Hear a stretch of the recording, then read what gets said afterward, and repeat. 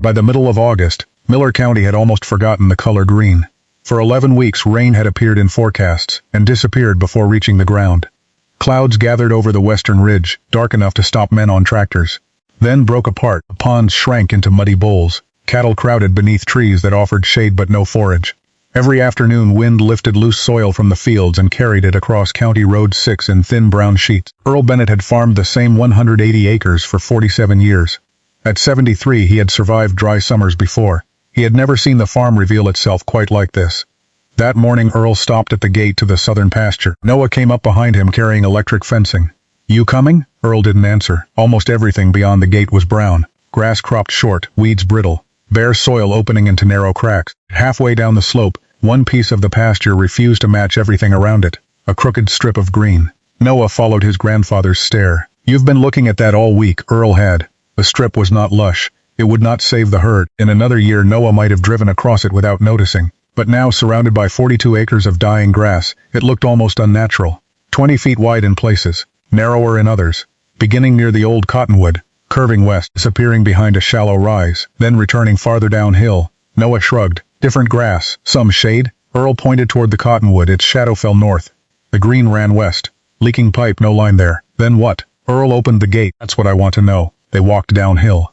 At the upper edge of the strip, Earl pushed his cane into the soil. The tip stopped almost immediately. He moved 6 feet into the green. Tried again. The cane entered deeper. Earl crouched slowly. The surface beneath the grass looked dry. He scraped through it with his pocket knife. Half an inch, then the soil changed, darker, cooler. He pinched some between his fingers, held together briefly before crumbling. Not wet. That distinction mattered. Wet soil during a drought might mean a leak, a seep, water escaping from a trough.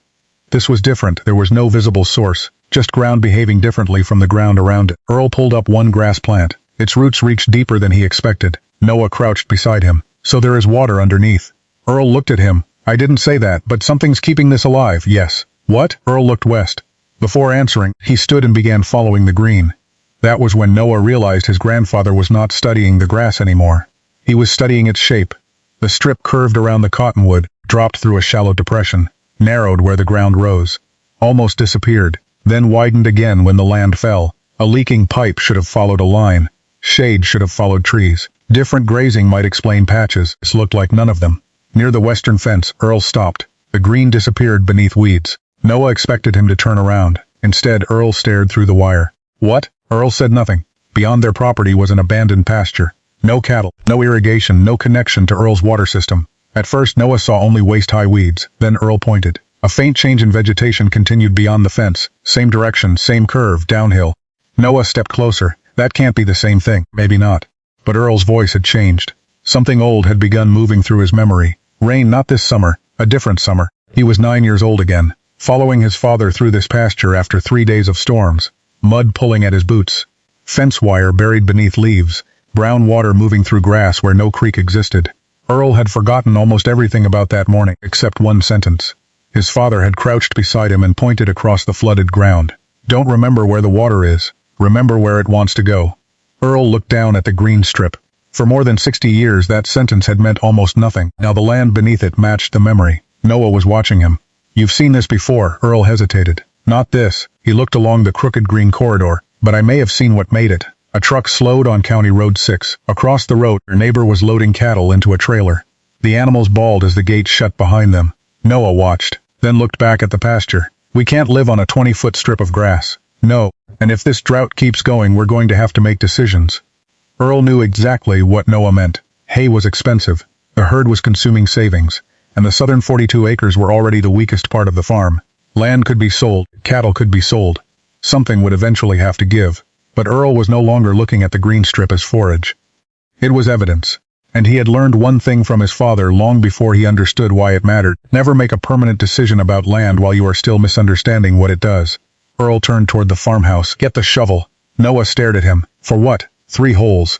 "Where?" Earl pointed uphill. "One where everything died, then into the green corridor. One here." Finally, toward the ground beyond it, and one on the other side. Noah picked up the fencing. "You think we're going to find water?" Earl looked once more toward the abandoned pasture, where the faint corridor continued beyond his property line. "No," he started uphill. "I think we're going to find out why the drought killed one piece of this farm before another. For 11 weeks. Everyone in Miller County had watched the sky, waiting for water to reveal itself. Earl was beginning to suspect they had been looking in the wrong direction. The drought had not created the green strip. It had stripped away everything that had been hiding it. By September, the drought had stopped feeling temporary. The county livestock auction added an extra sale day because too many farmers were reducing their herds. Hay prices climbed, ponds shrank. Every bale Earl fed bought his cattle another day, but it also burned through money he had spent years saving. That was why Noah spread the property map across the kitchen table. "We don't have to sell the farm."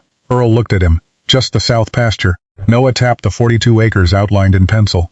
It was the easiest part of the farm to sacrifice. The forage was poorer than the northern fields. Low sections stayed soft after heavy rain. The old cottonwood occupied ground Noah thought should have been cleared years ago, and the strange green strip crossing it was too narrow to feed a herd. "Sell this," Noah said, "and we can buy hay without bleeding everything else dry."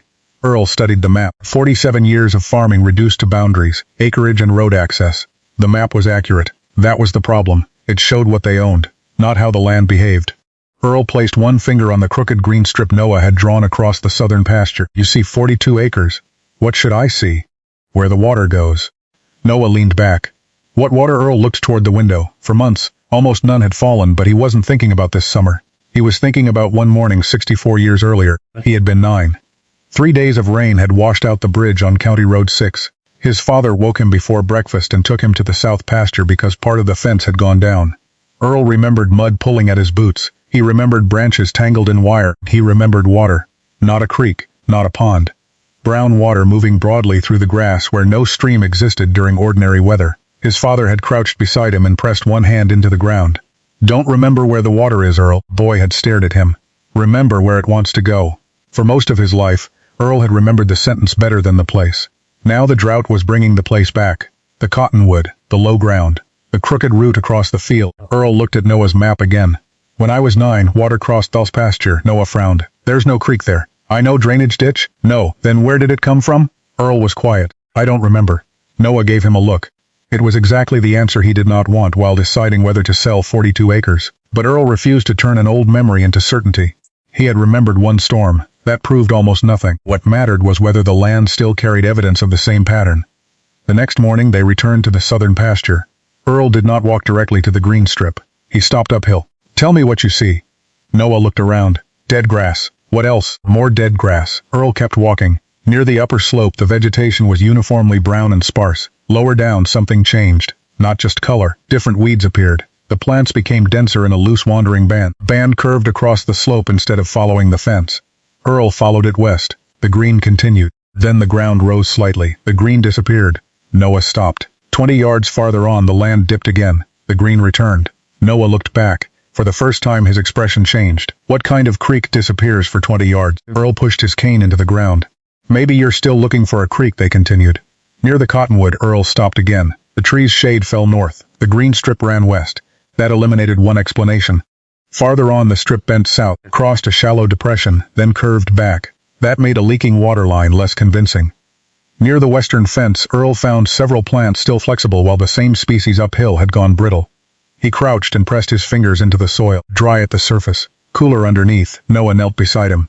"So there is water down there." Earl looked at him. "No, but the soil's cooler. That tells us it's holding moisture longer. It doesn't tell us why." Noah glanced along the strip. "Old drainage? Maybe. Better soil? Maybe. Groundwater? Maybe." Noah exhaled. "You've got a lot of maybes. That's better than one wrong answer." Earl stood. That was something his father had understood. One clue could mislead you. Green grass could come from shade. Cool soil could come from deeper roots. Different plants could reflect grazing, fertility, or an old disturbance. A depression could hold runoff once and mean nothing afterward. If several unrelated clues kept appearing along the same line, the line deserved attention. They walked farther west. Then Noah stopped. The green strip had vanished beneath weeds near the fence. He pointed ahead. "Grandpa." Beyond their property line lay an abandoned pasture. No cattle, no irrigation, no connection to Earl's trough. Yet through the taller weeds a faint band of greener vegetation continued. Same direction, same curve, downhill. For more than 100 yards, Earl stared at it. That changed the question. Whatever created the strip was not confined to their pasture. Maybe not even to their farm. Noah slowly folded the property map. "You still think we shouldn't sell?" Earl looked across the fence. "I think selling it before we understand that would be stupid." The following morning, Noah brought the shovel without being asked. Earl pointed toward the dead ground above the strip. "One hole there, then toward the green corridor." One there, then beyond it. One there? Noah rested the shovel on his shoulder. What are we looking for? Earl started downhill. The difference between where water falls. He stopped at the edge of the green and where the land lets it stay. Dug 9 holes before Earl trusted the pattern. Noah thought 3 should have been enough. 1 above the green strip, 1 inside it, 1 below. Earl disagreed. 10 yards north. Noah moved the shovel. Now where the green bends, another hole. Other side of that rise. By late afternoon, 9 shallow pits crossed the southern pasture. Noah leaned on the shovel. You planning to dig all 42 acres? If that's what it takes to stop guessing. They started uphill. The first shovel strike barely entered the ground. Noah stepped on the blade hard. A slab finally broke loose, pale, dry, warm. Most roots ended near the surface. At 12 inches the soil fractured into hard pieces instead of crumbling. Earl pressed his fingers against the exposed wall, then pointed downhill. Next, at the edge of the green corridor, the shovel entered farther. The surface looked almost identical. Dry, dusty. Nothing that suggested a spring or leak. But several inches down the soil darkened. Noah squeezed a handful. It held together briefly before breaking apart. More fine roots crossed the profile. That's twice, Noah said. Twice can still fool you. They moved again. Near the center of the strip, Noah dug through the first few inches and stopped. The shovel had entered more easily. He crouched. The soil was cooler, not wet. That distinction mattered. Wet ground could have pointed toward a leak, seep, or isolated pocket of water. This was subtler. The land here simply appeared to be losing moisture more slowly. Noah carried 2 handfuls uphill and placed them side by side. Less than 40 yards separated them. One was pale, warm, and hard. The other darker, cooler, and threaded with finer roots. Same rain, Noah said. Earl nodded. Same drought. Another nod. The soil exhaled. What now? Earl pointed along the green strip. Explain the shape. That stopped him. If soil quality alone explained the surviving grass, why did the better ground form a crooked ribbon? Why did it curve, disappear behind a slight rise? Then return when the land dropped again? They stopped digging and began walking. Once Noah stopped looking only for green, the pasture changed. At one bend, broadleaf plants remained flexible, while the same species uphill had turned brittle. Farther west, sedge-like plants clustered in a shallow depression. Near the cottonwood, the land dropped so gently Noah had never noticed it. Earl stood in the depression and looked backward. The green corridor followed it almost perfectly. Noah opened the property map on his phone. Fence lines, road, pond, 42 acres. Nothing marked what stood beneath their boots. The map says this is one field. Earl looked around.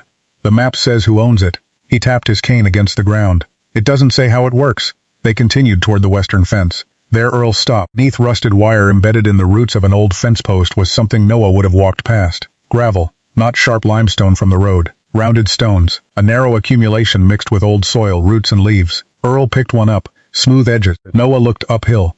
Then toward the shallow depression. Think water brought those? I think something moved them. When? Earl rubbed the stone clean. That's what we need to earn. Noah smiled faintly. Even now Earl would not give him the answer. They followed the fence south. 20 yards later, gravel disappeared. North, nothing. Only where the green corridor met the fence did the rounded stones accumulate. One clue, then another. Soil, roots, vegetation, topography, gravel. None proved anything alone. Together they were becoming harder to dismiss. And Noah saw the fence itself. Several strands of old wire sagged near the corridor. Dead leaves and tiny sticks were caught against the uphill side. Not fresh debris. Layers of it. He crouched. If water came through here. Earl looked beyond the fence. Noah followed his gaze. The neighboring pasture had been abandoned for years. No cattle, no irrigation, no connection to Earl's trough. Waist-high weeds covered most of it. At first Noah saw nothing. Then his eyes adjusted. A faint change in vegetation crossed the abandoned ground. It began almost exactly where their green strip reached the fence, curved west, dropped through another shallow low place, then continued downhill, for more than 100 yards. Noah climbed through the fence. Earl followed more slowly. The corridor was harder to see here because everything had grown tall. So Earl stopped looking at plants. He looked at the ground a few inches lower, then nearly level, then lower again, a broad, shallow route. No banks, no creek bed. Almost nothing a survey map would bother naming, but it crossed 2 properties without caring where either property ended. Noah turned toward Earl's farm. From this angle the pieces aligned. The depression beneath his boots, the fence debris, the rounded gravel, the cottonwood, the cooler soil, and beyond them, the crooked strip of green. For the first time, Noah stopped asking whether there was water beneath the pasture. He asked a better question. Where does this start? Earl looked uphill. He did not know, and that was exactly why they needed to keep going. Noah folded the property map and slipped it into his pocket. That morning they had gone into the field trying to explain 20 feet of surviving grass. By sunset the evidence crossed a fence, left their property and continued beyond anything shown on Noah's map. The mystery was no longer why one strip of Earl Bennett's farm stayed green. It was what had been moving through this land, long before anyone drew a line around the farm. The green strip did not end at Earl's fence. That changed everything. The next morning, Earl and Noah climbed into the abandoned pasture on the western side of the property. Waist-high goldenrod and thistle covered the ground. Without cattle grazing it short, the faint green corridor was almost impossible to follow. Noah searched for color. Earl stopped looking at color, watched the ground. The depression was subtle. A few inches lower here, nearly flat there. Then lower again, it curved west in almost the same direction as the strip on Earl's farm. Every 50 yards Earl stopped and looked backward. The pattern became clearer from a distance. Not a creek, not a ditch. Something broader, older. Noah stepped into the depression. If water came through here, where are the banks? Earl shook his head. You keep trying to make it a creek. What else carries water? Land. Noah looked at him. Earl continued walking. That was the mistake people made when they imagined water. They looked for something obvious. A creek, a pond, a spring, a pipe. After a hard storm, water did not need banks to choose a route. It only needed one piece of ground to be slightly lower than another. They reached an old hedgerow. Earl stopped. Half buried beneath roots and decades of leaf litter was a shallow cut in the earth. Noah stepped into it, barely ankle deep. Almost nothing except it pointed directly toward their farm. Earl stared at it, and suddenly the memory returned whole. He was 9 again, 3 days of rain, County Road 6 washed out. His father ahead of him in the pasture, brown water spreading through tall grass. Not deep enough to be a stream, wide enough to carry leaves, sticks, and loose soil. Earl remembered asking where the creek had come from. His father had laughed. There ain't a creek. Then he pointed uphill. Water always takes the cheapest road. Earl had forgotten that part. He had remembered only what came next. Your job is to remember where that road is. Noah watched his grandfather's face. We've been here before. Once? 64 years ago. Earl looked east. Now he could see it. The shallow cut entered the abandoned pasture, widened as the land flattened, crossed beneath the old fence and continued through his southern field, directly beneath the green strip. Noah pulled out his phone. The property map showed roads, fence lines, the pond. 42 acres Earl supposedly ought to sell. It showed nothing crossing the pasture, yet the land in front of them clearly did. How does something this big not show up on the map? Earl pointed toward the fence line on Noah's screen. That's where men decided the property ends. Then he pointed toward the depression. Water never agreed to it. They followed the corridor back onto Earl's land. Near the old cottonwood, Earl stopped again. Something was caught beneath the ancient fence wire embedded in the trunk. Leaves, twigs, and rounded gravel, not scattered randomly. Packed against the downhill side. Earl pulled one stone free. Smooth edges. Noah crouched. Water carried that, could have. Noah looked at the depression, then the gravel, then toward the green strip stretching east. For the first time he could picture the storm Earl remembered. Runoff descending from higher ground. Separate flows joining. Water spreading as the slope flattened. Slowing near the cottonwood, continuing west. Then disappearing after the storm ended. But Earl was thinking about what happened after the visible water disappeared. Rain could move through a field in hours. Its effects could remain much longer. The lowest ground might receive more runoff.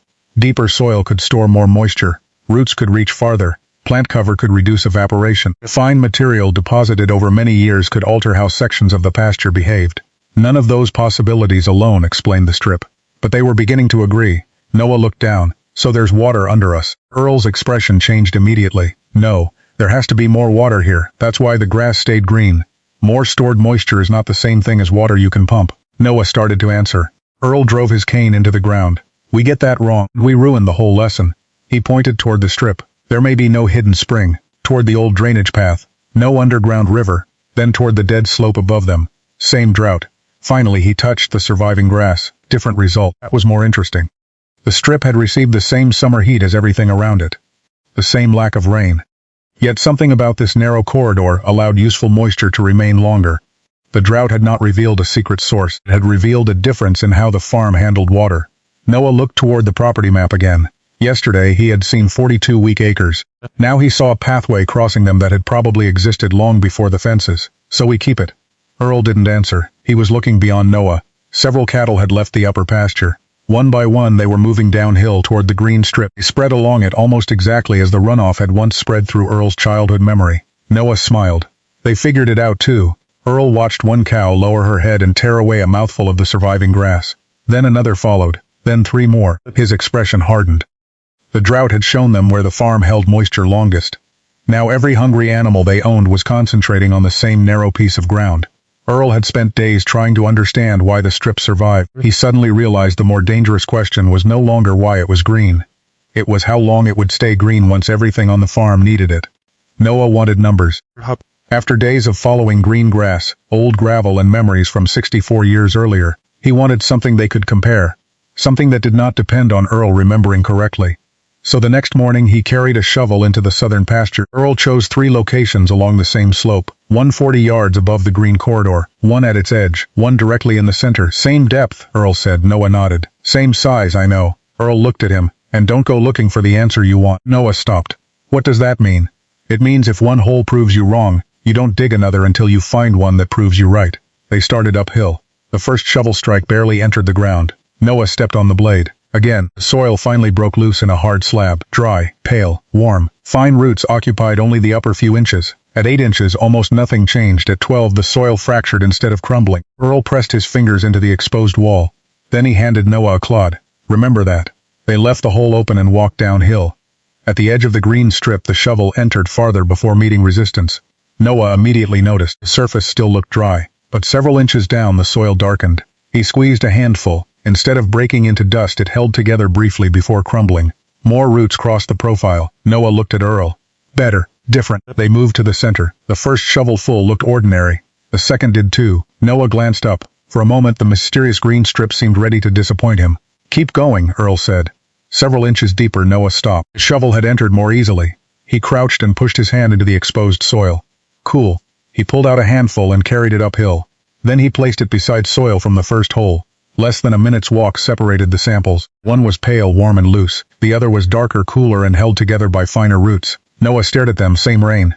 Earl nodded. Same pasture. Another nod. Then why is this one still holding moisture? Earl looked uphill. Because an inch of rain doesn't become an inch of useful water everywhere. Noah waited. Rain hits the whole field, Earl continued. What happens next is what matters. Some water ran across hard ground. Some collected in lower places. Some evaporated quickly from exposed soil. Some entered ground protected by vegetation and roots, and when those small differences happened again and again, year after year, 2 places only 40 yards apart, could behave very differently during drought. Noah looked toward the green strip. So the grass isn't the important part. Earl almost smiled. The grass is telling you where to look. That changed the strip again.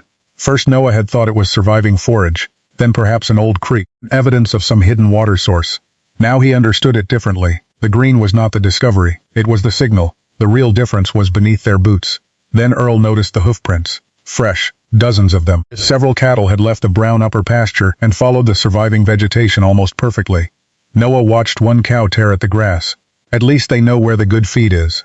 Earl did not answer. Near the cottonwood, grass had already been bitten shorter. Another cow moved in. Then another. The herd had spent weeks searching for something worth eating. Now, the drought had concentrated almost every animal onto the narrowest surviving piece of the farm. Noah followed Earl toward the tree. The hoofprints became denser. In several places, tracks overlapped until the soil surface had been pressed nearly smooth. Earl pushed his cane into the ground. It stopped. He moved 10 feet beyond the cattle's preferred resting area. The cane entered farther. Noah saw the difference immediately. Compaction, starting to be. But they've only been here a few days. That's all it takes to start changing something when everybody needs the same piece of ground. Noah looked along the corridor. The thing they had just discovered was already being consumed. Grass removed, soil exposed, hooves concentrating. The strongest ground on the farm was attracting the greatest pressure, precisely because everything else had failed. Earl knelt beside a plant cropped almost to its crown. The mechanism was simple enough. Less leaf meant less shade over the soil. Less leaf also meant less energy feeding the roots. More exposed ground meant more direct heat. Repeated hoof traffic could press vulnerable soil tighter. Very characteristics helping this strip survive could be weakened by the animals depending on it. Noah's expression changed. We need to fence them out. Earl remained silent. That surprised him. Well? Earl looked toward the cattle. Hay prices were still climbing. Herd needed forage. Every mouthful they could graze was one less mouthful Earl had to buy, and here stood living grass in a pasture turning brown. Protecting it meant purchasing hay while usable forage remained directly in front of them. It felt wasteful. Grazing it down could trade a few cheap days now, for slower recovery later. Earl stood. Not all of it. Noah frowned. Why not? Because we don't know enough yet. He pointed toward the damaged area. We know what happens where they stay too long, toward a less grazed section farther west. We don't know how much use the rest can take. That was the next test. Not whether the green corridor could feed cattle. Of course it could. The question was, how much could be taken without destroying the conditions that had kept it alive? Noah looked at the 3 holes behind them. That morning, he had wanted proof that the green strip was stronger than the rest of the pasture. He had gotten it. Earl was beginning to understand something more dangerous. The strongest part of a farm could become the weakest surprisingly fast, if strength became an excuse to take everything it had. By the end of the week, green strip had become the most valuable piece of grass on the farm. That was exactly why Earl stopped the cattle from using it. Noah found him driving a fiberglass post into the ground beside the cottonwood. A spool of temporary electric wire lay at his feet. Fencing it off? Part of it. Noah looked through the pasture. Beyond the wire stood the only grass still carrying useful green. Uphill, cattle moved through forage already turning brittle. We're buying hay while there's grass right here. I know. That makes sense to you. No. Earl pushed another post into the soil. It makes less sense to eat the last thing that's still working. Noah didn't answer. The previous days had shown them what happened when the herd concentrated on the corridor. Grass near the cottonwood had been cropped almost to the crown. Hoofprints overlapped until individual tracks disappeared. In the worst section, the soil had hardened beneath repeated traffic. The strongest ground on the farm was beginning to fail because everything else had failed first. Earl divided the corridor into 3 sections. One stayed open, one would be grazed briefly, one would remain untouched. Noah watched him connect the wire. So this is an experiment. It's a comparison. Same thing. Not if you're trying to prove yourself right. Earl pointed toward the 3 sections. If they behave the same, then we learn that too. For 4 days the cattle entered only the western section. They grazed hard. Earl moved them before Noah thought they should. There's still grass, that's why we're leaving. The protected section remained tall. The grazed section looked wasteful to Noah. Good forage left standing. The 3rd section, where cattle had already concentrated before the fencing, remained almost bare. Then the heat returned. 5 days without rain, then 7. By the 8th morning Noah saw the difference from the truck. The heavily used ground near the cottonwood had faded first. Its exposed surface had turned pale. The briefly grazed section remained greener. The untouched section held the most cover, but even there the plants were beginning to slow. Noah climbed out. That's just because there's more grass. Maybe. Earl handed him the soil probe. Noah pushed it into the overgrazed section. Resistance came quickly. He tried again beneath the rested grass. The probe entered farther. He dug 2 small holes. Difference below ground was less dramatic than the difference above it. But it was there. Beneath the taller cover, the soil felt cooler. Fine roots remained surrounded by darker earth. Where cattle had repeatedly grazed and trampled, the upper soil was warmer and harder. Noah sat back on his heels. So leaving grass keeps water in the ground. Earl shook his head. Careful. Noah looked up. It helps reduce how fast the ground loses moisture. That's not the same as creating water. Another correction. Another distinction. Noah was beginning to understand why Earl made them. If they called every cool patch groundwater, they would search for springs that did not exist. If they called every improvement water creation, they would misunderstand what management could actually do. The farm had received the same rain. Their choices were changing what happened afterward. That afternoon Earl moved the herd again. Noah did not argue, but near sunset, he noticed something that bothered him. Several cows had returned to the fence. They stood along the wire facing the protected corridor. One pushed its muzzle beneath the line, another paced beside it. They know what's over there, Noah said. Earl nodded. So do we. Hay was costing them money every day. The cattle were losing condition, and behind one thin wire stood forage they deliberately refused to use. Understanding the land had not made the drought easier. It had made the trade-off clearer. Noah looked at Earl. How long do we protect it? Earl stared at the cattle. That was the question he had been avoiding. Too much protection and they could spend money they did not have while feeds stood unused. Too much grazing, and they could destroy the very advantage the drought had revealed. There would be no perfect number, no rule that worked every year. They would have to watch recovery, soil cover, plant height, weather, animal pressure, then adjust. Earl looked toward the western sky. Clouds had been building for an hour, dark, heavy. Noah followed his gaze. The forecast had mentioned storms, but forecasts had promised rain before. A low rumble rolled across the pasture. The cattle lifted their heads. Within minutes wind moved through the cottonwood. Then the first drops struck the dust, large, widely spaced. Noah smiled finally. Earl didn't. He was looking uphill. The ground there was hard, bare in places and baked by weeks of heat. Rain began falling faster, then harder. Water struck the surface quicker than the driest soil could take it. Tiny streams formed between clumps of dead grass. They joined, moved downhill toward the corridor. Noah stepped closer to the fence. For weeks they had been studying where the farm held water after rain. Now for the first time they were about to watch how it got there. Earl pulled his hat lower. Get your boots. Noah looked at the rain. Now, Earl was already walking uphill. If you want to understand a dry field, don't only come out when it's dry. Rain arrived just after midnight. Not enough to end the drought. Not even close. For 20 minutes it hammered the farmhouse roof hard enough to wake Noah. Then the sound weakened, became a scattered tapping, and stopped. By sunrise, the rain gauge held less water than Noah had hoped. Still, Earl was already outside. "Where are you going?" "To watch it leave." They reached the southern pasture while water was still moving. On the upper slope, the first thing Noah noticed was how little rain seemed to remain. The hardest sections of ground had absorbed some, but shallow streams were already carrying muddy water downhill. Tiny channels formed between clumps of dead grass. Earl knelt and touched one. Brown water. Soil was leaving with it. They followed the runoff downhill. Near the protected green strip, its behavior changed. Standing vegetation broke the flow into smaller paths. Dead leaves and plant residue caught sediment. Water slowed in shallow depressions instead of racing directly through them. Noah pushed a finger into the ground. The surface gave way. A few yards uphill where vegetation was sparse, the same amount of rain had left the soil wet mainly near the surface. Here, moisture had moved deeper. "That's what you meant," Noah said. Earl looked at him. "When you said rain doesn't just fall on a farm, it moves through one." Earl nodded. The storm had given them something more useful than a full pond. It had made the process visible. They walked toward the section near the cottonwood, where cattle had grazed hardest before Earl fenced them out. There, the difference was uncomfortable. The closely grazed surface had less protection. Water had moved across parts of it faster, carrying fine sediment into small depressions. Only 50 feet away, where Earl had excluded the herd earlier, vegetation remained taller. More residue covered the soil. More water appeared to have stayed where it landed. Noah stared at the two sections. Same rain, same morning, different result. "So we need to fix the bad section." Earl shook his head. "We need to stop treating the whole farm like it's the same section." It became their new rule. They stopped trying to keep every acre equally productive during drought. The shallow, exposed slopes received less grazing pressure. The surviving corridor was divided into sections and rested longer. Areas with stronger cover were protected, instead of being grazed down simply because forage remained there. When cattle entered a section, they stayed briefly. Then Earl moved them. Noah complained about the extra fencing until he began seeing the pattern. The objective was no longer maximum grass today. It was maximum recovery after the next rain.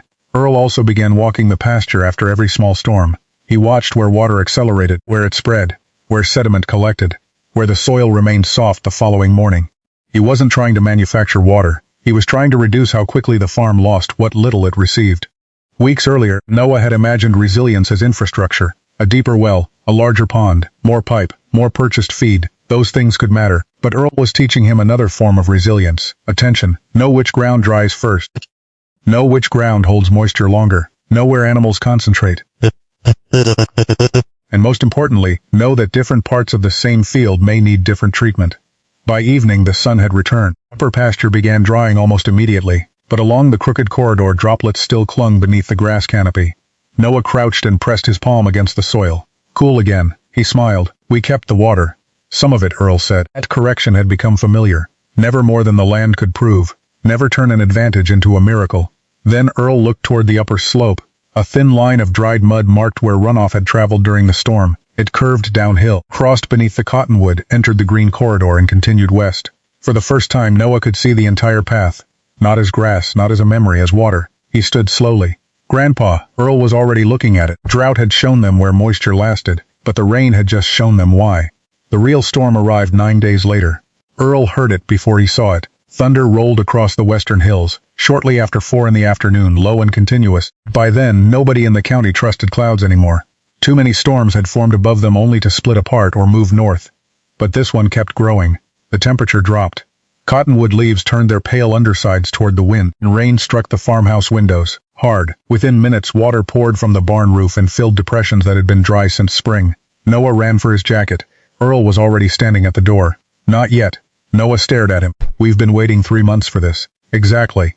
Earl watched the rain. "Give it time to show us something." 20 minutes later, they drove to the southern pasture. The transformation was immediate. Water was moving everywhere. On the upper slopes, it traveled in thin brown sheets. Where vegetation had disappeared, droplets struck exposed soil directly, and runoff carried fine sediment downhill. Noah expected Earl to watch the sky. Instead, the old farmer watched the ground. They followed the water. Several small flows that appeared unrelated on the upper field gradually moved toward the same low area. The green strip. Only now it no longer looked like a mysterious line of surviving grass. It looked like a pathway. Water entered near the eastern fence, spread around the cottonwood, narrowed through one depression and widened again beyond it. Then Noah saw something that made him stop. "Look." Along the western side, water curved exactly where the green strip had curved during the drought. Not approximately, the same bend, the same disappearance behind the shallow rise, the same return farther downhill. For months they had been following vegetation. Now rain was drawing the same line in moving water. Earl said nothing. He didn't need to. Noah climbed onto the bed of the truck for a higher view. From there the pattern became clearer. The pasture wasn't a flat rectangle divided by fences. It was a collection of slopes, depressions, and subtle channels. Rain connected them. The green strip had simply revealed which parts stayed connected to moisture longest. After those connections disappeared from sight. But Earl wanted to see one more thing. They walked toward the section they had protected from cattle. Water entered slowly through standing vegetation. Stems bent under the rain but remained upright enough to interrupt the flow. Plant litter caught small particles of soil. The surface was covered rather than exposed. Across the temporary fence, the previously overgrazed patch behaved differently. Water moved faster over several bare areas. Tiny channels had begun forming. The contrast was not dramatic enough for a photograph to make the farm famous. It was more important than that. It was repeatable. Same storm, same pasture. Different surface condition, different behavior. Noah crouched near the protected ground. So the strip survived because water comes through here, partly, and because the soil keeps more of it, probably, because we left enough cover. Earl nodded. Now you're seeing a system. That was the lesson Noah had been missing. There was no single secret beneath the green strip. No underground river waiting to be discovered. No hidden spring capable of making drought irrelevant. Its survival came from several small advantages working together. Slightly lower ground, water concentrating after storms, deeper or better structured soil in places, living roots, surface cover, management that prevented cattle from stripping away the remaining protection. None sounded extraordinary alone. Together they had kept one ribbon of the farm alive weeks longer than the ground around it. The rain continued for nearly an hour. By sunset, the old depression carried a shallow flow westward. Noah followed it to the fence. Beyond their property, water continued through the abandoned field, where they had found rounded gravel. The old pathway was complete. Earl stood beneath the cottonwood, soaked through his jacket. For 50 years the memory had existed only in his head. Now Noah could see it. You knew. Earl shook his head. No. He looked at the water moving through the grass. I remembered enough to look. That distinction mattered. Earl had not predicted a hidden resource. He had noticed clues, tested them, made a mistake, changed how he managed the ground, then waited for the land to provide stronger evidence. By morning much of the visible water would be gone. Within days, someone driving past might see nothing unusual at all. But Noah would never look at the southern pasture the same way again. The map showed 42 acres. The drought had shown a green line, and the storm had finally shown what that line meant. 3 days after the storm, the water was gone. That was when Noah finally understood what Earl had been trying to teach him. The shallow flow through the southern pasture had disappeared. Mud hardened beneath the September sun. The small channels on the upper slope faded. From County Road 6, the farm looked almost exactly as it had before the rain. Brown hills and old cottonwood, and one crooked strip holding slightly more green than everything around it. Noah could no longer look at the pasture without seeing water. He saw where it entered, where it accelerated, where several small flows joined, where standing vegetation slowed it, where the old depression carried it west, and where the soil remained cooler after the visible water was gone. That evening he found Earl repairing the hinge on a pasture gate. Noah stood beside him. How did you know? Earl kept working. Know what? That the strip meant something. I didn't. Noah frowned, remembered water crossing the field. You knew where to dig. The grass told us where to dig. You knew that depression was there. I remembered part of it. Noah shook his head. For weeks he had been waiting for Earl to admit there was a secret. Some forgotten rule old farmers knew. Some piece of knowledge that explained why Earl could look at a dying pasture and see something Noah could not. Instead, every answer seemed to make the old man less certain. Finally, Earl put down the pliers. You're asking the wrong question. What should I ask? Why did I believe the strip after I saw it? Noah waited. Earl pointed toward the pasture. One green patch means almost nothing. Shade could explain it. Different grass could explain it. A leaking pipe could explain it. A place cattle had grazed differently could explain it. Then they dug. The soil inside the strip was cooler, darker in places. Roots reached deeper. Still not proof. They followed the shape. The vegetation disappeared where the land rose, and returned where it dropped. Another clue, they found rounded gravel caught against the old fence. Another, the corridor continued onto abandoned ground beyond Earl's property. Another. Finally the storm came, and runoff followed almost the same crooked route the drought had drawn in green. Earl looked at Noah. I wasn't looking for one clue that proved me right. He pointed toward the southern pasture. I was waiting for different clues to stop disagreeing. Noah said nothing. That sentence changed the entire summer. He had treated every discovery as if it were supposed to be the answer: the green grass, the cool soil, the old drainage path, the gravel, the deeper roots, the storm. Earl had treated each one differently, as evidence, never a verdict. You were looking for agreement, Noah said. Earl nodded. That was the old knowledge Noah had been trying to name. Not the ability to look at a plant and magically know what lay beneath it. Not instinct, not some secret passed between generations, repetition. Earl's father had walked the farm after rain, then during heat, then during wet springs, then during dry summers. He noticed where puddles disappeared first, where fence posts rotted faster, where cattle repeatedly chose to stand, where certain plants remained green longer, where soil stayed soft after surrounding ground hardened. One observation could lie. A pattern repeated under different conditions was harder to ignore. When I was your age, Earl said, I thought knowing a farm meant knowing what was planted in every field. He looked across the pasture. My father taught me to watch what happened when nothing was supposed to be happening. Noah looked toward the green corridor. During an ordinary spring it would have disappeared into 100 acres of green. During normal summer weather, the moisture difference might have been too small to notice. The drought had removed everything around it first. The weakest ground, browned, then the next weakest, and finally, one narrow corridor remained visible, because it could hold useful moisture longer. The drought had not created the pattern. It had increased the contrast until Noah could finally see it. The drought turned the pasture into a map, Noah said. Earl considered that part of one. Noah smiled. There was always a correction, always a limit, never more certainty than the land had earned. So you knew this would happen because you'd seen the farm during drought before? No. Earl picked up his pliers. I knew what this farm had done before. That was different. Earl had not predicted the drought. He had not known the green strip would survive. He had remembered enough about the land to recognize that something unusual deserved investigation. If memory had not given him the answer, it had given him a better first question. Noah pulled out his phone. He opened the property map, 42 acres, fence lines, road, pond. Earlier, he had looked at that map and believed it described the southern pasture. Now it seemed almost empty. He began adding to it. First the crooked corridor, then arrows showing runoff direction, the compacted ground beneath the cottonwood, the deeper soil, the rounded gravel, the protected grazing sections, places where water accelerated, places where it spread. Earl watched him. What are you doing? Noah kept drawing. What your father told you to do. Earl waited, remembering where the water wants to go. For Earl, that memory had survived in footsteps and stories. For Noah, part of it would survive on a screen. Different tool, same responsibility.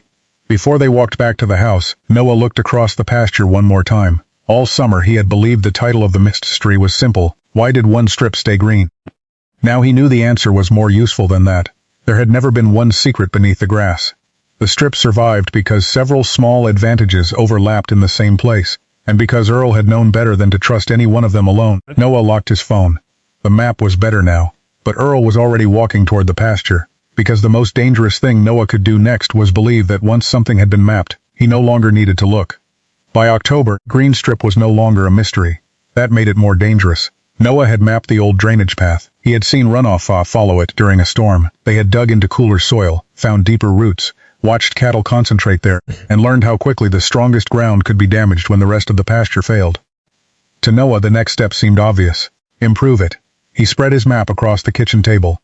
We know where the water wants to go. Earl looked at the arrows Noah had drawn. So we help it. Noah pointed toward the eastern slope. We cut a shallow ditch here, bring more runoff into the corridor. Then farther west, we could deepen this depression, another mark, maybe put a small pond here. Earl studied the map. Noah waited. Finally Earl asked, you find the one part of the farm that's working and your first idea is to dig it up.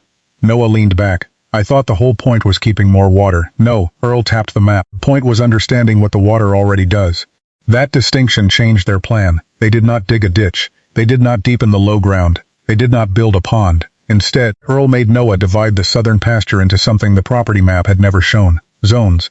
The upper slope dried first. Its soil was shallower and more exposed. The green corridor held useful moisture longer.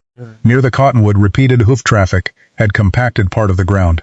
At the western end, runoff arrived from more than one direction. One low depression remained wet longer after heavy storms. Another dried quickly despite sitting only yards away. 42 acres on paper, several different landscapes on the ground. Noah stared at the new map. We've been grazing all of this as one pasture. Earl nodded. That doesn't make it one piece of land. Until then, fences had decided how cattle used the farm. If the herd entered the southern pasture, almost every acre became available. Now Earl and Noah began putting temporary electric fencing inside those boundaries. The strongest sections were no longer automatically grazed the hardest. Green corridor became a reserve. Cattle entered parts of it briefly, then moved. The ground rested. Enough vegetation remained to shade the soil. Enough leaf remained to feed the roots. Enough residue remained to soften the next rain when it arrived. Noah disliked it at first, Living grass stood behind wire while they fed hay 20 yards away. It still felt like waste. Then Earl took him to the cottonwood. The section they had overgrazed earlier in the drought remained visibly weaker. The surrounding corridor had begun recovering. That patch had not. Earl pushed his cane into it. The soil resisted. Then he moved several yards into protected ground. The cane entered farther. Best acre can become the worst acre, Earl said, if everybody needs it at once. Noah stopped complaining about the fence. But another mistake was waiting. After the next rain he found Earl studying runoff on the eastern slope. Water crossed a patch of exposed soil, accelerated, then entered the low corridor. Noah pointed toward it. That's where the ditch should go. Earl said nothing. We could capture all of that. All? More of it. And send it where? Noah pointed downhill. There. Earl looked toward the low ground. And after 4 inches of rain, Noah hesitated. Earl continued. What happens when you concentrate water that's already concentrating itself? The answer was suddenly obvious. More water was not automatically better. Speed it up and they could cut soil. Send too much towards slow-draining ground, and they could create saturation. Change one route without understanding what lay below it, and they might solve a drought problem by creating an erosion problem. Noah looked at the shovel in the truck. For once he left it there. They started smaller, keep the ground covered, reduce repeated traffic over softer areas, change grazing pressure before changing topography, walk after every storm, record what happened. Work felt almost disappointingly simple. No machine arrived. No construction crew transformed the pasture. Nothing they did would look impressive from the county road. Then spring came. Grass returned first along the protected corridor. That was expected. What Noah did not expect was what happened beside it. Several neighboring areas recovered more evenly where grazing pressure had been reduced. The compacted patch near the cottonwood lagged behind. The contrast remained visible for weeks. Earl refused to repair it quickly. Why leave it like that? Noah asked. So you remember what did it? The damaged patch became part of the map, not a failure to hide, a warning. Over the following months Noah changed the map again. At first, he had drawn one thick green line through the pasture. Now he erased it. In its place came arrows. Water entering, water spreading, cattle moving, ground resting, areas recovering, places requiring caution. Green strip had taught him something larger than where moisture lasted.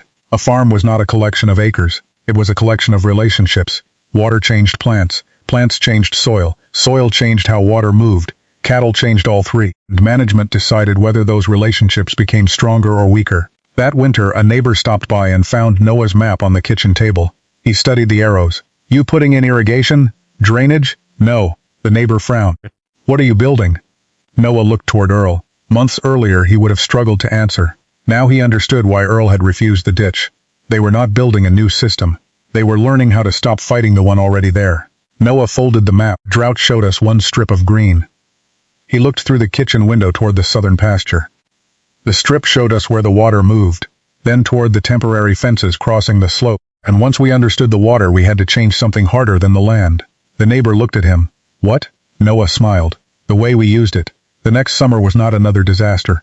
Rain came often enough, the ponds stayed usable, grass grew across the upper fields, and from the county road there was little reason to notice the crooked corridor through Earl's southern pasture. That almost made Noah forget what the drought had taught them. Almost. For 3 years they kept changing small things. They moved cattle before the strongest areas were grazed too short.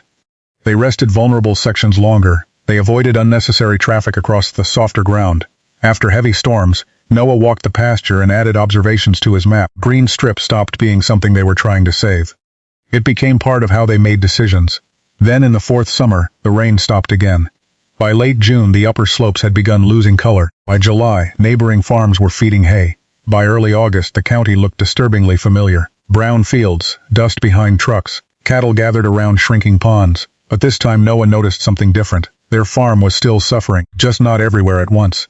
The shallow upper ground browned first, exactly as Earl expected. The compacted patch near the cottonwood showed stress soon afterward. But the protected corridor remained productive longer. More importantly, the areas immediately around it were not being stripped bare by cattle, searching for the last green mouthful. Noah had moved them before that happened. There was no miracle. They bought hay. They reduced grazing pressure. Some grass died. Earl insisted on saying that whenever neighbors began asking questions, we didn't beat the drought. What they had done was buy time. A week here. Several days there. Enough living cover to protect soil in places where bare ground once appeared quickly. Enough rested forage to delay feeding hay in certain paddocks. Enough understanding of the landscape to know which ground could tolerate pressure and which ground needed protection. One afternoon, a pickup stopped beside the southern fence. It belonged to Carl Mercer, who farmed across the county road. 4 years earlier, Carl had joked that Earl was wasting good grass by fencing cattle away from the green strip. Now he leaned against the gate and stared across the pasture. How's that section still green? Earl was fixing a water line nearby. He didn't look up. Same reason it was last time. Carl walked closer. You put something on it? No. Reseed it? Some areas. Then what'd you do? Earl finally stood. He pointed uphill. Watch the color. Carl looked. The pasture appeared mostly brown. Then his eyes adjusted. The drying wasn't random. The palest grass occupied the higher, more exposed ground. Color strengthened gradually toward the low corridor. Got groundwater there? Maybe moisture closer to the surface in places. Maybe deeper soil in others. But that's not the point. Carl frowned. What is? Earl pointed toward the temporary fences. We stopped treating the greenest ground like it owed us the most grass. That was the reversal. Years earlier, Noah had looked at surviving vegetation and seen feed waiting to be consumed. Now they saw biological capital. The areas that recovered best were often the areas most tempting to overuse. Protecting them during stress allowed roots and cover to persist longer. Carl crossed the fence the following morning. Then another neighbor came. Nobody arrived to apologize for doubting Earl. Nobody declared him a genius. Real farming rarely produced scenes that clean. They simply started asking different questions. Where does your runoff go? How long do you rest this section? Why does that grass brown before this grass? What happens here after a hard rain? Earl answered when he could. When he couldn't, he said so. Sometimes the correct answer was soil, sometimes slope, sometimes grazing, sometimes nobody knew yet. That was perhaps the most important thing Noah had learned from him. Old knowledge was not valuable because it always had the answer. It was valuable because it often remembered which questions modern convenience had made easy to stop asking. Late that August, Noah found Earl standing beside the cottonwood. The old farmer looked across the familiar green ribbon. You were right, Noah said. Earl shook his head. About what? The strip. Earl pressed his cane into the ground. No, he looked toward the surviving grass. The land was right. Then he pointed toward the brown hills surrounding it. We just finally stopped arguing with it. 5 years after the first drought, Noah stood in the southern pasture with his daughter. She was 8. Almost the same age Earl had been when his own father first walked him across that ground. The summer had been ordinary.